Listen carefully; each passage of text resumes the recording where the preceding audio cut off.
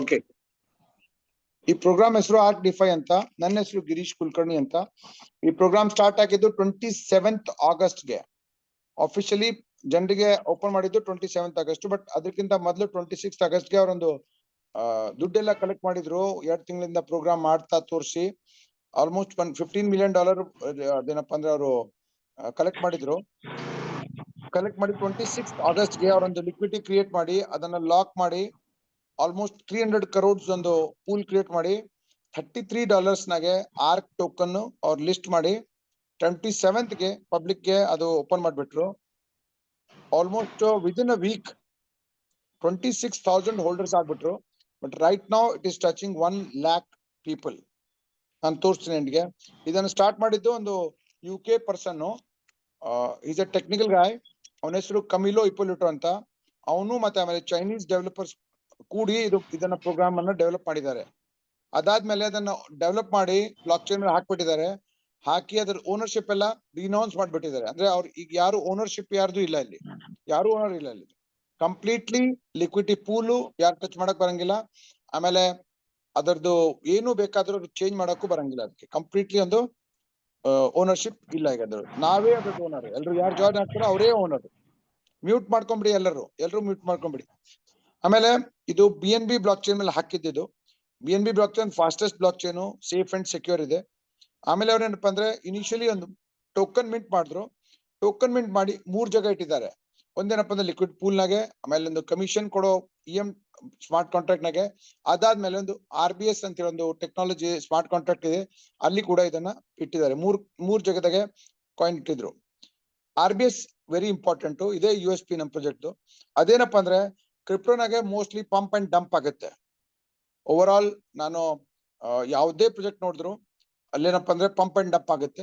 ಅದ್ರ ಕಡೆಂತಾನೆ ಅಲ್ಲಿ ಜನರು ಇನಿಷಿಯಲಿ ಯಾರು ಜಾಯ್ನ್ ಆಗ್ತಾರೋ ಅವರೆಲ್ಲ ಅರ್ನ್ ಮಾಡ್ತಾರೆ. But over all later on join ಆದವ್ರಿಗೆ ಪ್ರಾಬ್ಲಮ್ ಆಗ್ಬಿಡುತ್ತೆ. ಬಟ್ ಇಲ್ಲೇನಪ್ಪ ಅಂದ್ರೆ ಇದು RBS ಇದ್ದಿದ್ದ ಕಡೆಂತ ಇದು ಇಲ್ಲಿ ಪಂಪ್ ಅಂಡ್ ಡಂಪ್ ಆಗಂಗಿಲ್ಲ. ಯಾರಾದ್ರೂ ಬಂದು ಪಂಪ್ ಮಾಡಿ ಟ್ರೈ ಮಾಡಿದ್ರೆ RBS ಹತ್ರ ಇದ್ದಿದ್ದು ಟೋಕನ್ ಅನ್ನ ಅದು ಸ್ವಾಪ್ ಮೇಲೆ ಸೇಲ್ ಮಾಡಿ ಅವ್ರ ಹತ್ರ ದುಡ್ಡು RBS ಕಾಂಟ್ರಾಕ್ಟ್ ನಾಗೆ ದುಡ್ಡು ಸೇವ್ ಮಾಡ್ಕೊಂಡ್ ಬಿಡುತ್ತೆ. ಅಂದ್ರೆ USDT ಸೇವ್ ಮಾಡ್ಕೊಂಡು ಇಟ್ಕೊಂಡಿರುತ್ತೆ. ಯಾವಾಗಾದ್ರೂ ಡಂಪ್ ಮಾಡಕ್ ಯಾರಾದ್ರೂ ಟ್ರೈ ಮಾಡಿದ್ರೆ ಅದ್ರ ಹತ್ರ ಇದ್ದಿದ್ದು USDT ಲಿಂದ ಅದನ್ನ ಟೋಕನ್ ಸ್ವಾಪ್ ಮೇಲೆ ಬೈ ಮಾಡಿ ಅದನ್ನ ಸಪೋರ್ಟ್ ಮಾಡುತ್ತೆ. ಅದ್ರ ಕಡೆಂತ ಇಲ್ಲೇನಪ್ಪ ಅಂದ್ರೆ ರೇಂಜ್ ಬಾಂಡ್ ನಾಗೆ ಒಂದು ಇದು ಪ್ರೈಸ್ ಮೂವ್ ಆಗ್ತಾ ಇರುತ್ತೆ. ಅಂದ್ರೆ ರಫ್ಲಿ 36, 37, 38, 39, 40, 41 ಈ ತರ ಒಂದೇ ರೇಂಜ್ ನಾಗೆ ಅಲ್ಲೇ ಅದು ಮೂವ್ ಆಗ್ತಾ ಇರುತ್ತೆ. ಈಗ ಇದರಿಂದ ಏನಪ್ಪಾ ಅಂದ್ರೆ ಇನ್ವೆಸ್ಟರ್ಗೆ ಲಾಸ್ ಆಗಂಗಿಲ್ಲ. ಇದಕ್ಕಿಂತ ಮೊದ್ಲು ಇದ್ದಿದ್ದು ಪ್ರಾಜೆಕ್ಟ್ ನಾಗೆ ಎಲ್ಲಾ ಕಡೆ ಅದೇ ಆಯ್ತು, ಪಂಪ್ ಆಯ್ತು, ಆಮೇಲೆ ಡಂಪ್ ಆಯ್ತು. ಬಟ್ ಪ್ರೋಗ್ರಾಮ್ ಏನಪ್ಪಾ ಅಂದ್ರೆ ಕಂಟಿನ್ಯೂಸ್ಲಿ ಡಿಸೆಂಟ್ರಲೈಸ್ ಇದ್ದ ಕಡೆಂತ ನಡೀತಾ ಇದೆ. ಬಟ್ ಇನ್ವೆಸ್ಟರ್ಸ್ ಲಾಂಗ್ ಟರ್ಮ್ ನಾಗೆ ಅವರು ರಿಕವರ್ ಆಗ್ತಾರೆ. ಬಟ್ ಅಂದ್ರೆ ಇಲ್ಲೇನಪ್ಪಾ ಅಂದ್ರೆ ಡೈಲಿನೂ ನೀವು ಬೆನಿಫಿಟ್ ತಗೋಬಹುದು. ಟೋಟಲಿ ಡಿಸೆಂಟ್ರಲೈಸ್ ಇದೆ. ಅದ್ರ ಕಡೆಂತ ನಿಮ್ಗೆ ಡಿಸೆಂಟ್ರಲೈಸ್ ವಾಲೆಟ್ ಬೇಕು. Safe pal, trust wallet, MetaMask, token pocket, Rabby wallet, ಈ ತರ ಬಹಳಷ್ಟು ವಾಲೆಟ್ ಇದೆ. ನಿಮ್ಗೆ ಯಾವ್ದು ಸರಿ ಅನಿಸ್ತದೋ ಅದನ್ನ ನೀವು ಕ್ರಿಯೇಟ್ ಮಾಡಿ ಅದ್ರ 12 ವರ್ಡ್ಸ್ ಸೇಫ್ ಮಾಡಿ ಇದರಲ್ಲಿ ಜಾಯಿನ್ ಆಗ್ಬಹುದು. ನಿಮ್ಮ ಹತ್ರ ಈ ವಾಲೆಟ್ ನಾಗೆ ಸ್ವಲ್ಪ BNB ಇರಬೇಕು ಗ್ಯಾಸ್ ಫೀಸ್ ಕಡೆಂತ. ಆಮೇಲೆ BP20 USDT ಅಂತಾನೆ ಇದು ಜಾಯಿನ್ ಆಗಬಹುದು. ಟೀಕೆ ಮಿನಿಮಮ್ ಏನಪ್ಪಾ ಅಂದ್ರೆ ಇಲ್ಲಿ ಯಾವ್ದು ಬೇಕಾಗಿದ್ದು ಅಮೌಂಟ್ ಲಿಂದ ಸ್ಟಾರ್ಟ್ ಮಾಡಬಹುದು. ಬಟ್ ನೀವು ವರ್ಕ್ ಮಾಡಿ ಬೆನಿಫಿಟ್ ತಗೋಬೇಕು ಅಂದ್ರೆ ಅಟ್ ಲೀಸ್ಟ್ ಮಿನಿಮಮ್ $100 ಇರ್ಬೇಕಲ್ಲಿ. ಬಟ್ ಐ ಸಜೆಸ್ಟ್ 111 USDT ಇಂದ ಸ್ಟಾರ್ಟ್ ಮಾಡಿದ್ರೆ ಏನಾದ್ರೂ ಫ್ಲಕ್ಚುಯೇಷನ್ ಆದ್ರೂ ಅಂದ್ರೆ ಇವತ್ತು ಲೇಟೆಸ್ಟ್ $39.5 ತೋರಿಸ್ತಾ ಇದೆ ಆರ್ಕ್ ಟೋಕನ್. ನಾಳೆ ಅದು 38.5 ತೋರಿಸಿದ್ರೆ ನಿಮ್ದು $100 ಹಾಕಿದ್ರೆ ನಿಮ್ಗೆ ಏನಪ್ಪಾ ಅಂದ್ರೆ ಅದು ಅಕೌಂಟ್ ನಾಗೆ ಡೌನ್ ಆಗ್ಬಿಡುತ್ತೆ. $100 ಕೆಳಗಡೆ ನಿಮ್ಗೆ ಅಲ್ಲಿ ಏನು ಬೆನಿಫಿಟ್ ಸಿಗಂಗಿಲ್ಲ. ಸೊ ಬೆಟರ್ ಒಂದು $10, $11 ಎಕ್ಸ್ಟ್ರಾ ಇಟ್ರೆ ನಿಮ್ಗೆ ಅದು ಪ್ರಾಬ್ಲಮ್ ಆಗಂಗಿಲ್ಲ. ಇಲ್ಲೇನಪ್ಪ ಅಂದ್ರೆ 4 ಟೈಪ್ ಇನ್ಕಮ್ ಇದೆ. ಒಂದೇನಪ್ಪ ಅಂದ್ರೆ ನೀವು ಇನ್ವೆಸ್ಟ್ ಮಾಡಿದ ಮೇಲೆ ROI ಸಿಗುತ್ತೆ. ಇನ್ನೊಂದೇನಪ್ಪ ಅಂದ್ರೆ ನೀವು ಟೀಮ್ ಮಾಡಿದ್ರೆ ಡೈರೆಕ್ಟ್ ಬೋನಸ್ ಸಿಗುತ್ತೆ. ಆಮೇಲೆ ಟೀಮ್ ಹೆಚ್ಚಿಗಾದ್ರೆ ರ್ಯಾಂಕ್ ಬೋನಸ್ ಸಿಗುತ್ತೆ. ಅದಾದ್ಮೇಲೆ ಒಂದು ಗಿಲ್ಡ್ ರಿವಾರ್ಡ್ ಅಂತಿದೆ, ಅದು ಕೂಡ ನಿಮ್ಗೆ ಸಿಗುತ್ತೆ. ಇಲ್ಲೇನಪ್ಪ ಅಂದ್ರೆ 2 ತರದ್ದು ಒಂದು ಪ್ಯಾಕೇಜಸ್ ಇದೆ. ಒಂದು ಬಾಂಡ್ ಪ್ಯಾಕೇಜ್, ಆಮೇಲೆ ಟೋಕನ್ ಸ್ಟೇಕಿಂಗ್ ಪ್ಯಾಕೇಜ್ ಇದೆ. ರೀಸೆಂಟ್ಲಿ ಏನಪ್ಪಾ ಅಂದ್ರೆ ರೇಟು ಚೆನ್ನಾಗಿ ಇದು ಗ್ರೋ ಆಗ್ತಾ ಇದೆ. ಅದ್ರ ಕಡೆಯಿಂದ ಒಂದ್ ಸ್ವಲ್ಪ ಟೈಮ್ ಕಡೆಯಿಂದ ಬಾಂಡ್ ಪ್ಯಾಕೇಜ್ ಟೆಂಪ್ರಲಿ ಸ್ಟಾಪ್ ಮಾಡಿಬಿಟ್ಟಿದ್ದಾರೆ. ಯಾಕಂದ್ರೆ ಅಲ್ಲೇನಪ್ಪ ಅಂದ್ರೆ ಡೈರೆಕ್ಟ್ಲಿ USDT ಡಿಪಾಸಿಟ್ ಆಗ್ತಾ ಇತ್ತು. ಅದು ಡಿಪಾಸಿಟ್ ಆದ್ಮೇಲೆ ಕಾಂಟ್ರಾಕ್ಟ್ ನಾಗ ಹೋಗಿ ಅಲ್ಲಿ 50% ಟೋಕನ್ ಬೈ ಮಾಡಿ ಅಲ್ಲೇ ಸೇವ್ ಆಗ್ತಾ ಇತ್ತು ಅದು. ಬಟ್ ಅದ್ರ ಕಡೆಯಿಂದ ಏನಪ್ಪಾ ಅಂದ್ರೆ ಬೋನಸ್ ಕೊಡ್ಬೇಕಾಗಿತ್ತಾ ಇತ್ತು. ಸೊ ಸಿಸ್ಟಮ್ ಏನೈತೆ ಅಂದ್ರೆ ಅದು ಎಷ್ಟು ಬಾಂಡಿಂಗ್ ಬೇಕಾಗಿತ್ತು ಅಷ್ಟು ತಗೊಂಡ ತಕ್ಷಣ ಟೆಂಪ್ರರಿ ಅದು ಸ್ಟಾಪ್ ಮಾಡ್ಬಿಟ್ಟಿದೆ. ಬಟ್ ಈಗೇನಪ್ಪ ಅಂದ್ರೆ ಟೋಕನ್ ಲಿಂತಾನೆ ಅಲ್ಲಿ ಜಾಯ್ನಿಂಗ್ ಆಗೋದು. ಅದೇನಪ್ಪ ಅಂದ್ರೆ ನಿಮ್ USDT ಅಲ್ಲೇ ಒಂದು ಸ್ವಾಪ್ ಬಟನ್ ಇದೆ, USDT ಹಾಕಿ ಟೋಕನ್ ಬಾಯ್ ಮಾಡಿ ಆಮೇಲೆ ಸ್ಟೇಕಿಂಗ್ ಮಾಡಬಹುದು ಅಲ್ಲಿ. ಸರಿನಾ?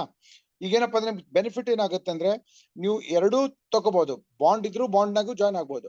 ಅಲ್ಲೇನಪ್ಪ ಅಂದ್ರೆ ನಿಮ್ಗೆ ಓಪನ್ ಇದ್ರೆ ಅಲ್ಲಿ ಸ್ವಲ್ಪ ಬೋನಸ್ ಸಿಗುತ್ತೆ. ಲೆಟ್ ಅಸ್ ಅಸ್ಯೂಮ್ $1,000 ನೀವು ಹಾಕ್ಬೇಕಂದ್ರೆ ಇನಿಷಿಯಲಿ ಆಗ 30 ಡೇಸ್ ಕಡೆಯಿಂದ ಲಾಕ್ ಮಾಡಿದ್ರೆ ನಿಮ್ಗೆ 1020 ಸಿಗುತ್ತೆ.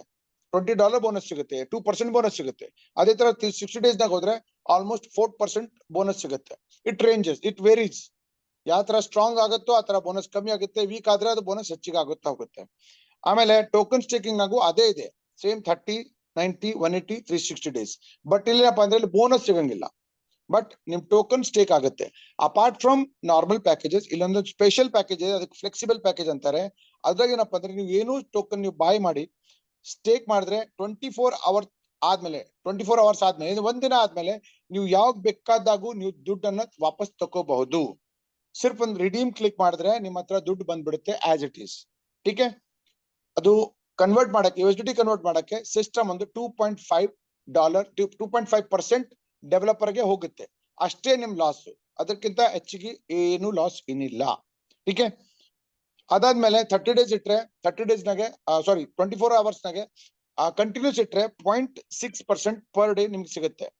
ಟೀಕೆ? 0.3% 12 ಅವರ್ಸ್ ಆದ್ಮೇಲೆ, 0.3% ಮತ್ತೆ 12 ಅವರ್ಸ್ ಆದ್ಮೇಲೆ, ಈ ತರ 0.6 ಡೈಲಿ ಸಿಗುತ್ತೆ. So over a period of 1 year you will get 8 times of whatever you stake. ನಿಮ್ ಸ್ಟೇಕ್ ಮಾಡಿದ ಟೋಕನ್ಗೆ 8x ಸಿಗುತ್ತೆ. ಸಪೋಸ್ ಒಂದು 10 ಟೋಕನ್ ಸ್ಟೇಕ್ ಮಾಡಿದ್ರೆ ನಿಮ್ಗೆ ಆಲ್ಮೋಸ್ಟ್ 8 times ಅಂದ್ರೆ 80 ಟೋಕನ್ಸ್ ನಿಮ್ಗೆ over a period of 1 year ಬಂದ್ಬಿಡುತ್ತೆ. ಸರಿನಾ? ಅವಾಗ ಯಾವ ರೇಟ್ ಇರುತ್ತೋ ಆ ರೇಟ್ ಲಿಂತ ನಿಮ್ಗೆ ಬೆನಿಫಿಟ್ ಆಗ್ಬಿಡುತ್ತೆ. ಸಪೋಸ್ ಈಗ $40 ಇದೆ ರಫ್ಲಿ, ಅಲ್ಲಿ ಆ ಟೈಮ್ಗೆ ಒಂದ್ ವರ್ಷ ಆದ್ಮೇಲೆ ಸಪೋಸ್ $60 ಇತ್ತಂದ್ರೆ $60 ಬೆನಿಫಿಟ್ ಸಿಗುತ್ತೆ. ಸಪೋಸ್ $30 ಇತ್ತಂದ್ರೆ $30 ತರ ನಿಮ್ಗೆ ಬೆನಿಫಿಟ್ ಸಿಗುತ್ತೆ. ಸರಿನಾ? ಆಮೇಲೆ 30 ಡೇಸ್ ನಾಗೆ ನೀವು ಸ್ಟೇಕ್ ಮಾಡಿದ್ರೆ ಬೋನಸ್ ಸಾರಿ ಬಾಂಡ್ ನಾಗೆ ಅಥವಾ ಟೋಕನ್ ಸ್ಟೇಕಿಂಗ್ ನಾಗೆ 30 ಡೇ ಮಾಡಿದ್ರೆ ನಿಮ್ಗೆ 0.7% ಸಿಗುತ್ತೆ. ಎವ್ರಿ 12 ಅವರ್ಸ್ 0.35 ಸಿಗುತ್ತೆ.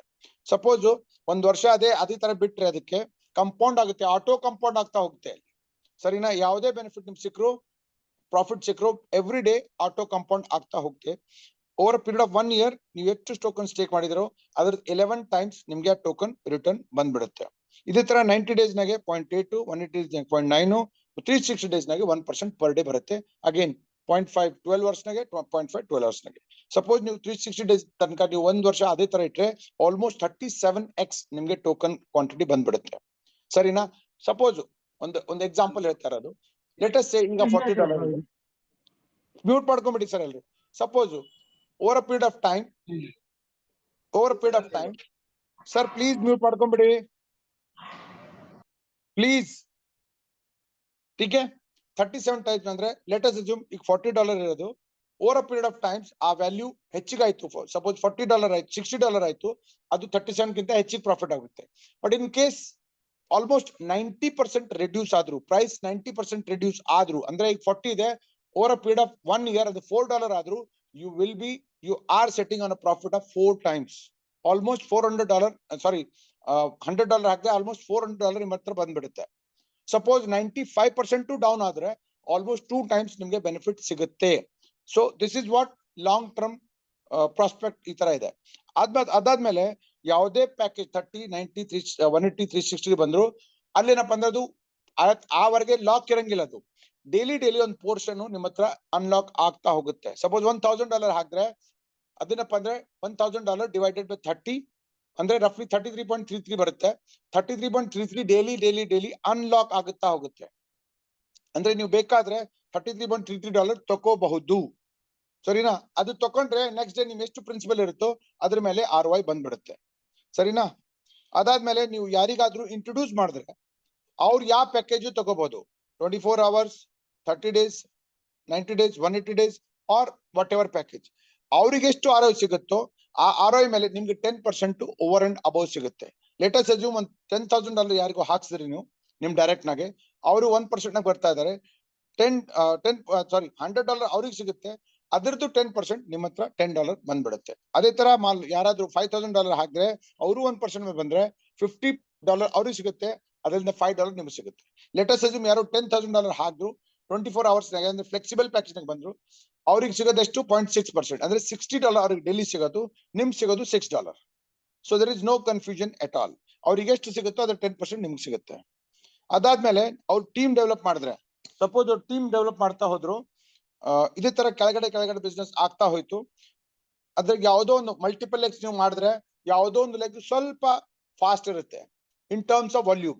ಆ ಲೆಗ್ ನ ಬಿಟ್ಟು ಬೇರೆ ಎಲ್ಲಾ ಲೆಗ್ಸ್ ನ ಕಲೆಕ್ಟ್ ಮಾಡಿ, ಫಂಡ್ ಡಾಲರ್ ಕೌಂಟ್ ಮಾಡಿ, ಸಪೋಸ್ $5,000 ಆಯ್ತು, ಟೀಕೆ, ಅಂದ್ರೆ ನಿಮ್ಗೇನಪ್ಪ ಅಂದ್ರೆ S1 ರ್ಯಾಂಕ್ ಸಿಗುತ್ತೆ.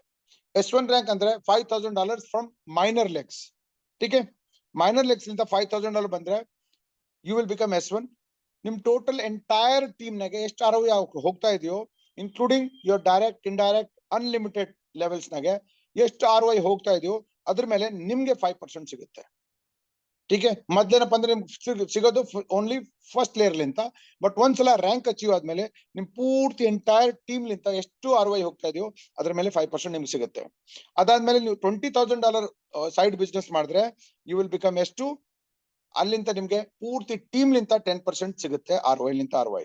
ಬಟ್ ಅದಕ್ಕೇನಪ್ಪ ಅಂದ್ರೆ ನಿಮ್ ಸ್ವತಃ $500 ಇರಬೇಕು, ಮಿನಿಮಮ್ 3 ಆಕ್ಟಿವ್ ಡೈರೆಕ್ಟ್ಸ್ ಇರಬೇಕು, ಅಂದ್ರೆ ಅವರು 100+ ಅಕೌಂಟ್ ಅಲ್ಲಿ ಇರಬೇಕು. 100ಕ್ಕಿಂತ ಲೆಸ್ ಆದ್ರೆ ಆಕ್ಟಿವ್ ಅಕೌಂಟ್ ಕೌಂಟ್ ಮಾಡಂಗಿಲ್ಲ, ಸರಿನಾ?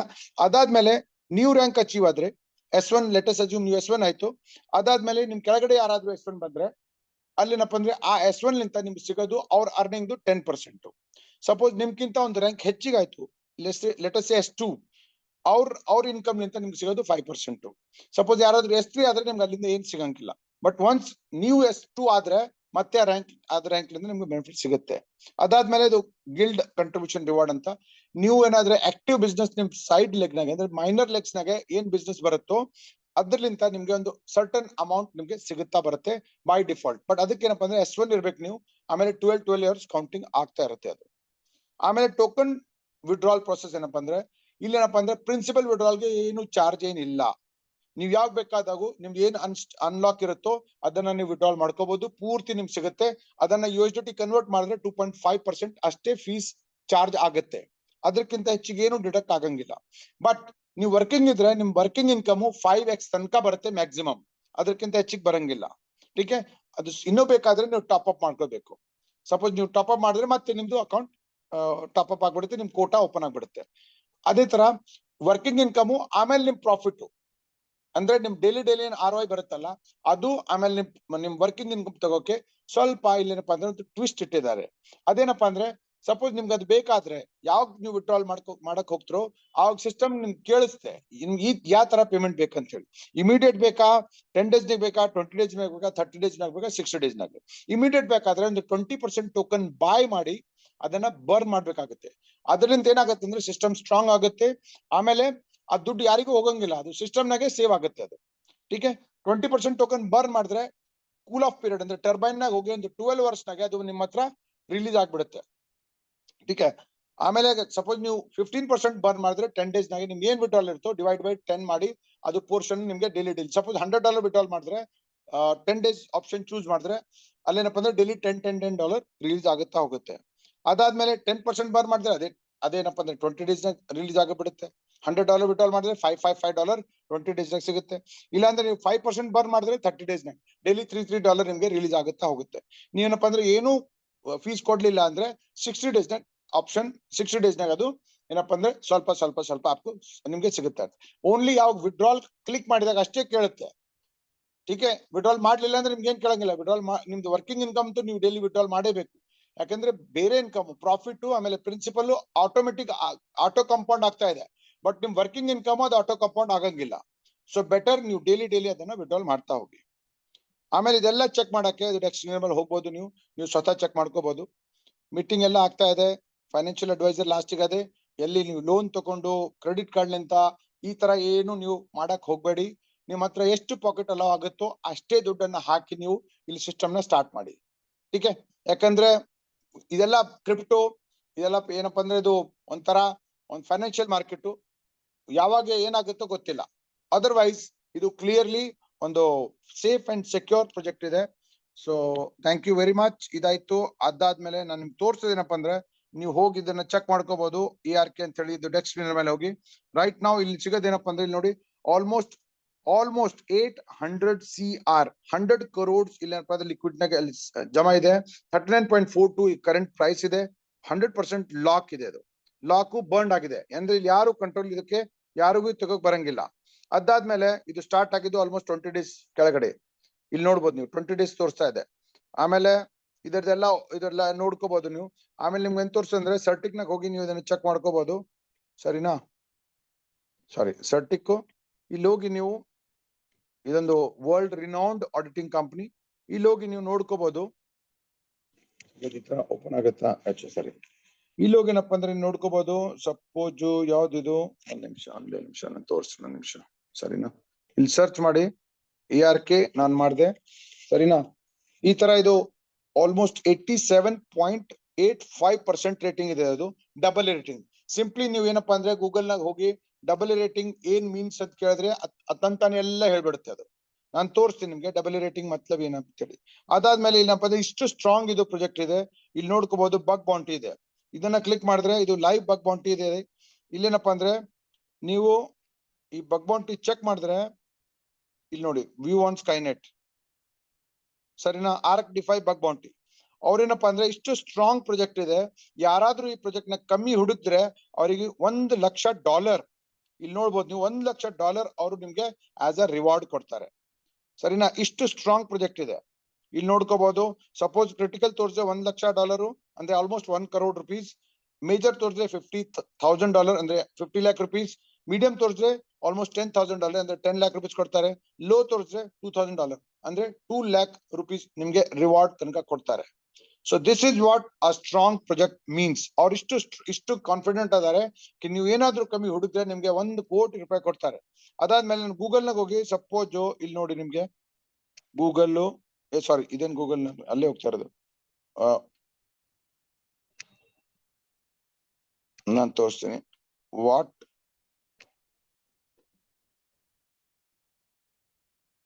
ಇಲ್ಲಿ ತೋರಿಸ್ತಾ ಇದ್ದು. ನೀವೇನು ಬರ್ಕೋಬಹುದು, ನಾನು ಅಷ್ಟು ಬರ್ದಿದ್ದು. ಇಲ್ಲಿ ನೋಡಿ ನಾನು ಬರ್ತಿದ್ದೇನಪ್ಪ ಅಂದ್ರೆ what does it mean double rating by Certik audit. ಅವನೇನ್ ಹೇಳ್ತಾನೆ, double rating from Certik audit indicates a project has a very high level of security, strong on-chain security, no critical vulnerabilities, and that past issues has been promptly resolved. This score often derives from Certic's Skynet security monitoring system, places the project among the most secure in Web3 space, boosting credibility for its ecosystem and increase users trust. ಇದೆಲ್ಲ ನೋಡ್ಕೋಬಹುದು ನೀವು. ಸರಿನಾ? ಇದ್ದಿದ್ದು ಈ ತರ ಒಂದು project strongly ನೀವು ಇದನ್ನ ಮಾಡ್ಕೋಬಹುದು. ಈಸಿಲಿ ನೀವೇನಪ್ಪ ಅಂದ್ರೆ ಇದನ್ನ ಮ್ಯಾನೇಜ್ ಮಾಡ್ಕೋಬಹುದು. ಸೊ ಈ ತರ ಈ ಪ್ರಾಜೆಕ್ಟ್ ಇದೆ.